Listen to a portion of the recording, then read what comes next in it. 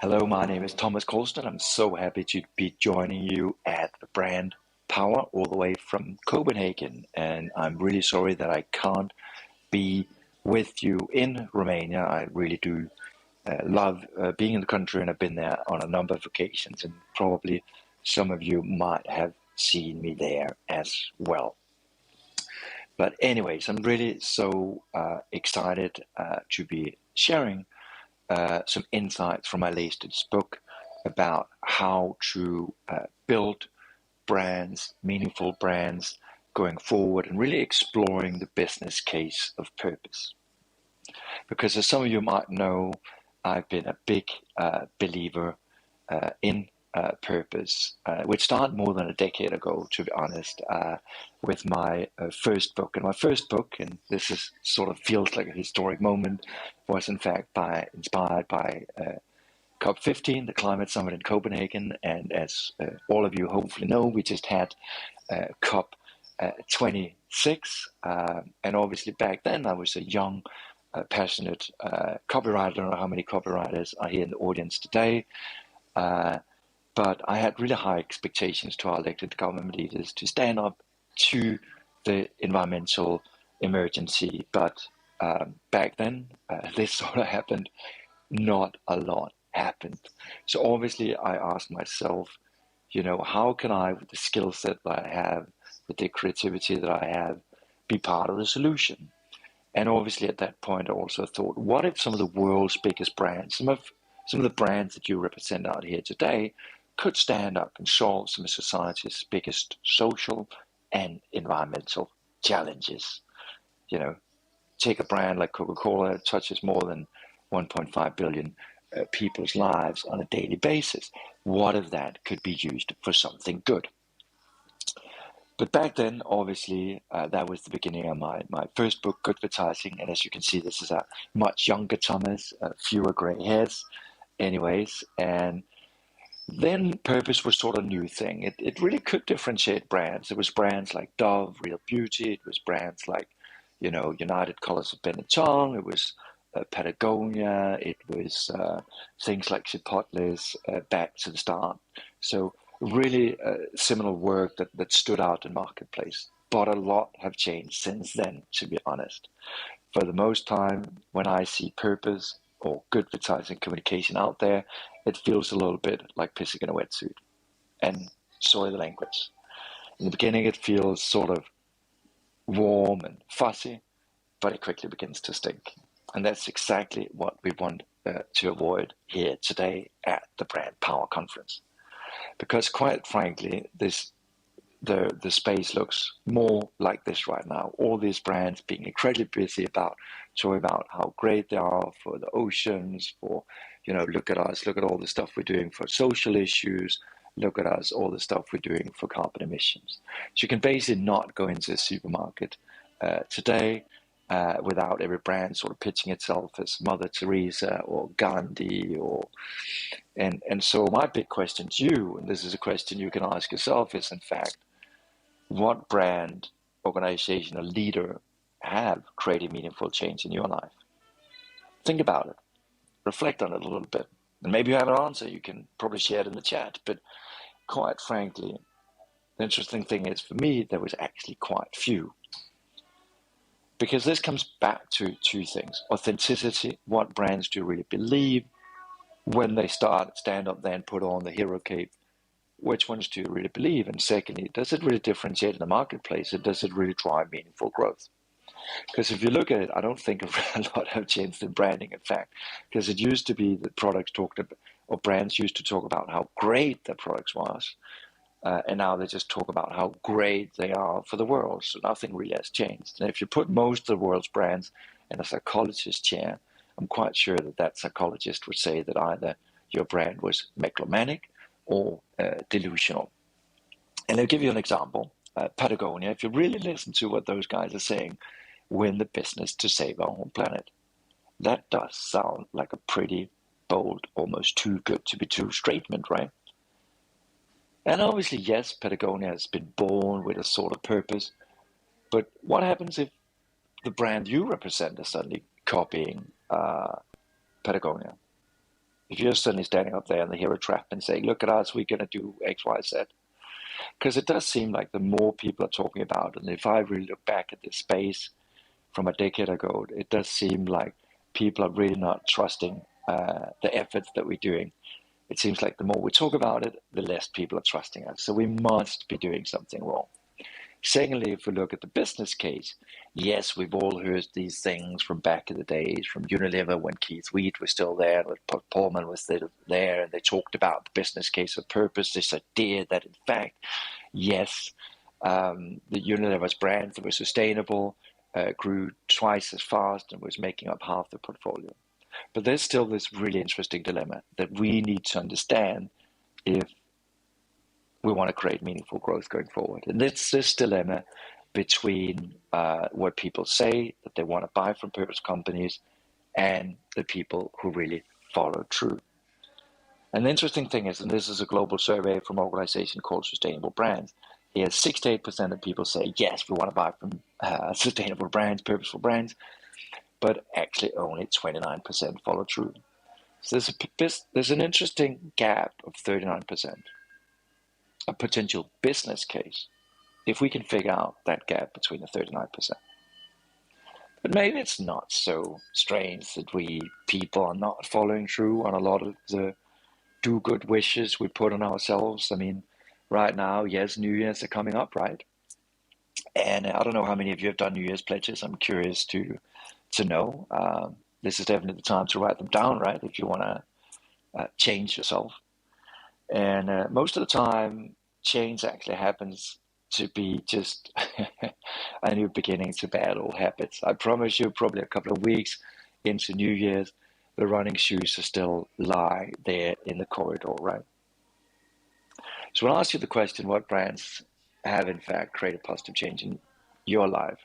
One brand that actually have done that is a Danish brand called Årstiderne, which means seasons, loosely translated. And it's one of the brands that I interviewed for my latest book, The Hero Trap. I interviewed the CEO. It was so interesting that he didn't really talk about wanting to create a sort of plant-based revolution or something. No, he talked about Earth connection. Because the thing I wanted for my New Year's pledge a couple of years ago was, in fact, to live more plant-based, to cut down on my environmental footprint. And how we eat is obviously a great way to begin, right? And, you know, I don't know how much you know about Danish kitchen culture. It's more than normal Michelin star restaurants. When I grew up, it was basically sort of overboiled potatoes.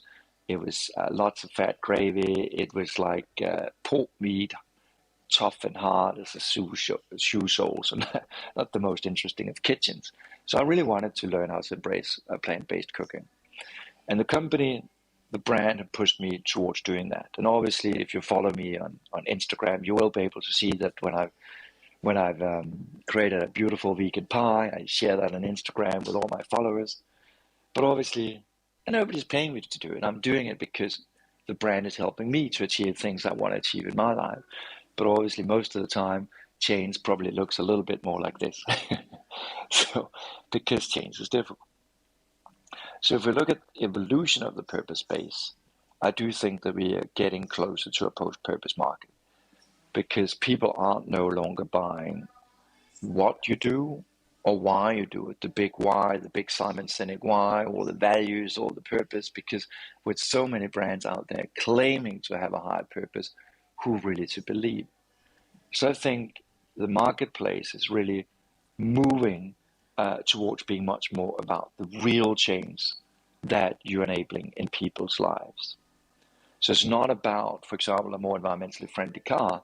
No, it's about helping me become a more conscious traveler.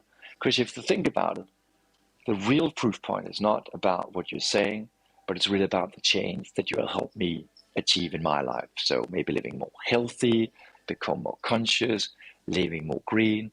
And it's a fundamentally different way of looking at leadership, to be honest.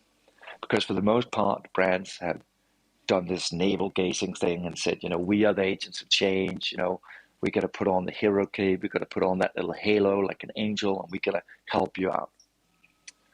But I think it's much more needed to take a much more modest, a much more human approach, which is really about making each and every one of us into the actors of change. So today I'm going to share a model with you, and that model is really inspired by psychotherapy and coaching, because both those disciplines are goal-oriented. Because I think, for the most part, brands and people didn't fall out of love with brands because they weren't standing up to some of society's biggest challenges, but because I think most brands really don't know what meaningful role they're playing in mine and your life. And so the era asks 4 fundamental questions. The first one, and that shouldn't be too much of a headache, is what is it that you do? That might be the product or the service, that might be the running shoes, that might be for a logistics company, bringing your goods from A to B. The second question is, how are you unique in delivering your product or services? Maybe it's because you are faster, maybe it's because you're more timely than any of your competitors. The third question, this is the most important one. This is not about the why, this is not about your values, but it's about who you can help me become. It's about my dreams, it's about my aspirations, it's about those New Year's pledges that aren't fulfilled, the things that I want to achieve, some of the things that I don't like, some of the betterment that I want to do in my life. And the last bit of that equation is when. When can you enable that change? Because change without a deadline isn't change. So that might be like a carrier saying every day, because they want to make sustainable living possible for more than 1 billion people every day. So outcome of this, I don't call it purpose, because I think purpose is too big a word for its own good.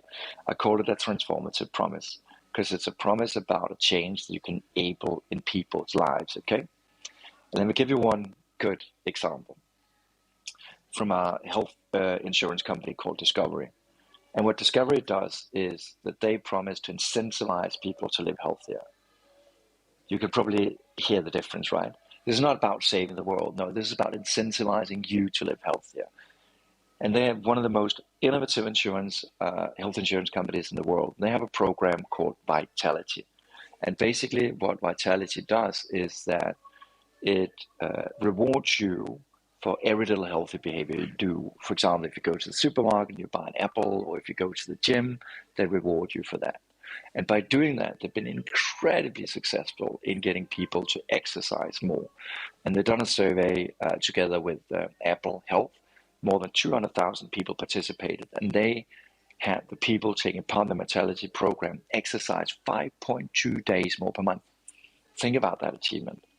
So they're slowly starting to bridge this gap, the 39% gap that I talked about earlier. But also quite often, purpose ends up being this two-headed purpose monster, where one head is saying, oh, we want to do nice stuff for the world, etc. And the other one has said, we just want to earn more money. But in this case, they actually succeeded to combine the two, because by making their customers healthier, they have a healthier business and they have to pay out less in premiums. So it's more profitable. So that's really one good example. But I wanted to explore this mindset of brands that are transformative, that create change and put you at the center of change, with classical purposeful companies that puts the brand as the act of change. So, and if you think about it, most purpose statements, I don't know how many of you actually really wake up in the morning and think, oh, we're going to go and save the world. Probably not that many of you. Probably most of us go to the little house, and if it's a good day, we press the little flush button on the toilet rather than the big one, right?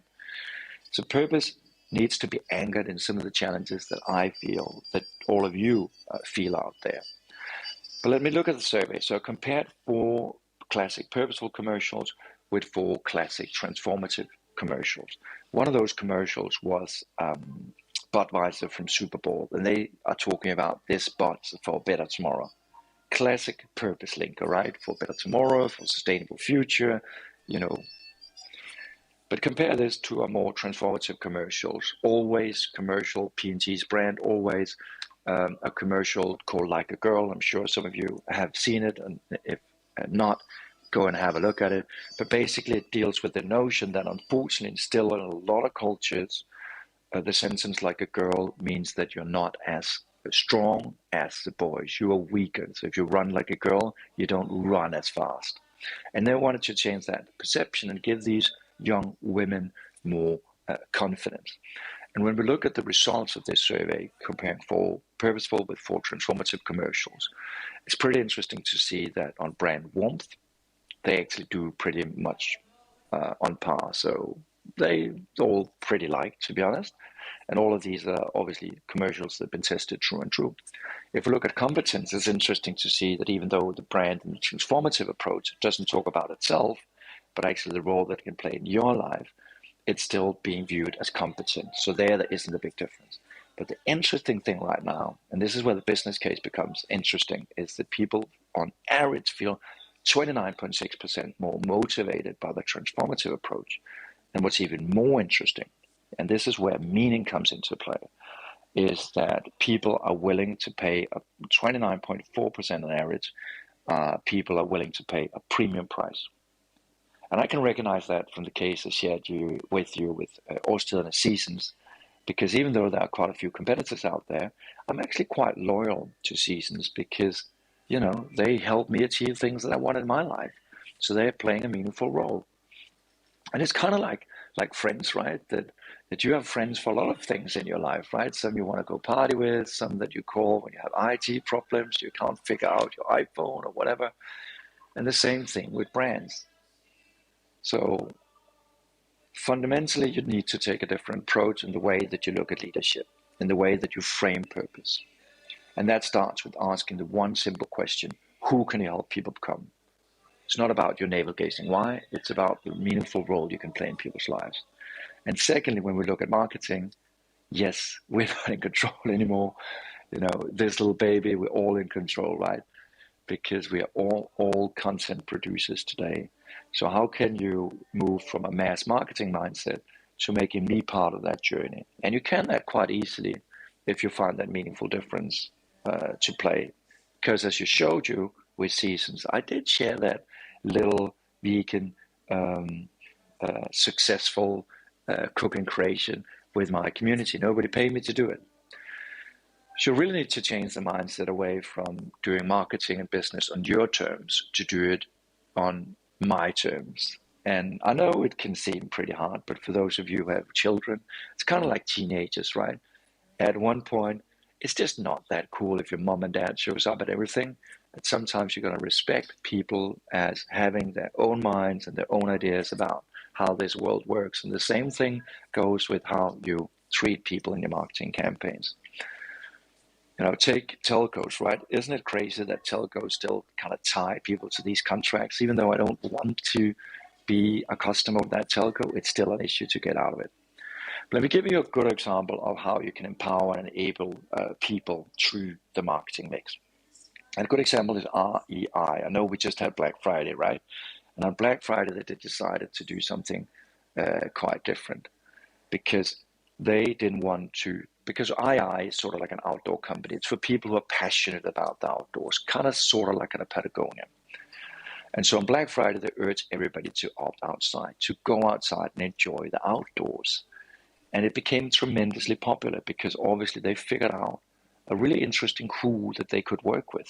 The sort of the people in all of us. Like when you're stuck in Bucharest, right? And there's so much traffic and traffic jams. You just want to get a little piece of quiet. You want to head out to the park or the countryside or whatever. And so by doing that, they turned people into the campaigners, and people shared all these great images of them being in the outdoor. And it's actually moved from being quite a successful day with 1.4 million people taking part the first year to more than 15 million people in 2018. So see what happens when you actually turn people into the advocates for your cause. And you can quite easily do that if you play a meaningful role in people's lives. And obviously, I wanted to understand this even further. So from a day that didn't exist, more or less, in the state parks in the US, not that many people went into the state parks on Black Friday. It's now the second most visited day in the state parks in the US. So again, by taking a transformative approach, you can actually motivate people to stand up and take part in that much needed change. So this is also a much bigger agenda because quite frankly, I think during the pandemic, we have realized that the best things in life aren't things. I mean, if you look at YouTube and the sourdough index, all these people who suddenly wanted to bake bread, I think a lot of us have been on a journey of self-development. And I can definitely say that this is changing faster and faster and faster. You know, when I was young, my biggest wish for my birthday was a boombox when I was 14. One of those with like 2 cassette tapes and a CD player. And I nagged my parents for getting one. Today, that's not cool anymore. If we look at my niece, Clara, her biggest wish for her birthday scared her parents, made her grandparents call me nonstop. Because this little tiny girl, Clara, wanted to jump out of an airplane in a parachute. But it really does say a lot about the young generation. Because I know this is slightly different in Romania, but I can definitely see this in Northern Europe, that status is not anymore in what you buy, it's in what you do. So there's much more status in, for example, going to a little Italian vineyard and stand there and making pasta.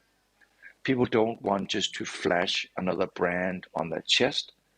It's much better to carry your own achievements on your chest, what you have done, what you have realized, because that you cannot buy for money. This is a fundamental shift for brands to figure out what is the key role you want to play in people's lives. What are the who's? What is it that you can help people achieve? And then you can really unlock a lot of exciting growth for the business. Take brick and mortar stores. They have really been failing during the pandemic. And this is a sports retailer in the US. And it's quite a Canadian brand, in fact, but they're expanding into the US. And they're called Respect Your Universe, RYU. And it's so interesting that in a sports retailer market where it's always about athleticism and performance and being the best at winning and all that stuff, they found a unique, quite different platform because they wanted to be inclusive. And what Respect Your Universe transformative promise is in fact to be there for whatever your goals are in life and in sports. And when I introduced the CEO, Micello, he shared all these letters from people who just wrote that, thank you so much for being the one that motivated me to just put on a pair of sneakers and go on a long walk in my neighborhood. So not necessarily about the biggest achievements, and behind the counter there's ordinary people like you and I. So you're not feeling intimidated by going in there and there's this fit guy who knows everything about tennis.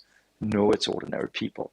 And one of the things they've done in their stores to pull in people is in fact also that if some of you out there, for example, are passionate about kickboxing and you can invite enough people in Bucharest into a kickboxing session, then you can borrow Respect Your Universe's store for free, sort of as a community gym. And another thing they've done is a little sales thing to show that they care is in fact that if your wish, maybe for New Year's, was to lose weight and you've been successful in that and you can't fit the pants you bought in RYU, then you can go in there and you can change them for free. So it's a brand really living its value and having a very clear transformative role in people's lives. Or take IKEA. IKEA known for breaking up couples. And known for mega malls as well, right? These labyrinth-like mega malls you always get lost in and always get into an argument with your girlfriend, by the way. But anyways, they also transformed their business model because right now what IKEA want, and I know they are to blame for fast furniture, but what they want is to use their voice and products to enable more than 1 billion people to live more sustainably. And one of the things they're doing right now is that they've opened these small stores in the neighborhoods in the UK, in New York, in Copenhagen. And it's only a small store of about 150 square meters. And behind the laptop sits a couple of designers. You can go in there and you can help with designing your dream living room, your dream house. So it's really a clear role for IKEA to be playing in your and my life. So I really think this is about changing the leadership. This is not about pitching yourself as the hero, because I think the greatest leaders in my life have been those that have helped me achieve amazing things, right? The ones that have inspired me, that pushed me further, that made me see things differently. So rather than standing up there on the pedestal and saying, we're the most diverse company in the world, because you are going to fail at some point, because diversity is not a constant. It's sort of like chasing a rainbow. As soon as you think you have the rainbow, it's not there anymore. So first it might be LGBTQ, but suddenly it's LGBTQ+. So rather what you want to do is talk about how you can help me overcome some of my biases or stereotypes. Because if I don't succeed, I can't point fingers. If discovery haven't helped incentivize me to live healthier, it's not only their fault, it's also on me. And we really need to figure this out, because if we do that, obviously, as I shared with you time and time again, there's a business case, because you're bridging the 39% gap. And by taking a transformative approach, you're always also playing a much more meaningful role in people's lives that people are actually willing to pay a premium for. But there's also a much bigger challenge ahead of us, because we can't ignore the climate emergency. We can't ignore the social, economic challenges that we're faced with. And if you want some really depressing reading, you can pick up a book called The Great Acceleration that really shows how our planetary systems and social systems are nearing a collapse. So we need action right now. We need action fast. And one thing that provoked me, I talked about how the first book got provoked by our elected government leaders not being able to stand up and create the much needed change. My second book was in fact inspired by my own ability to create change in my own life. So I wanted to understand that what could in fact motivate me. And for those of you who smoke, and I know there's quite a few smokers in Romania, you know, your loved ones can tell you to quit the cigarettes, your children can tell you, your doctor can tell you, and maybe even European Union will scare you with images on the packaging or whatever it might be. But by the end of the day, the only one who can create that much needed change is in fact you. So I know I started with a provocative slide featuring Jesus. And it's not disrespect to religion, it's just poking fun of brands that are too saint-like. Because if you want to create change, it's not about. And if you want to change the world, the only one who can do that is in fact you. So my key message here to you today is stop building hero brands, but rather turn each and every one of us into the heroes. And then you can unlock meaningful growth going forward. And you can do that by answering that one simple question: who can you in fact help people become? It's been such a pleasure presenting for you here today. And I really hope that you want to follow my journey on creating transformative brands, because I still do believe that our industry have a pivotal role to play in moving from being part of the problem to part of the solution. And what you can do is you can download a compact version of my book, and all you need to do is to hold up your iPhone and scan this little QR code, and you can download the compact version for free. And you can also explore much more in the store about my tool, the Arrow, that helps you shape transformative brands. And I also do hope that since we aren't able to meet each other physically in Bucharest, that you want to follow me on social media, and maybe you might also catch one of my plant-based cooking pictures. But that's what I had to share with you here today, and I wish you the best of luck with the conference going forward. And remember, change is difficult. So maybe think about what you have heard during this day, and think about the one thing you want to take home into your brand or into your business, into your agency tomorrow to create change. So pick up just one thing and make that happen tomorrow. Then at least your change journey has begun. But best of luck on the change journey. It was a pleasure presenting for you.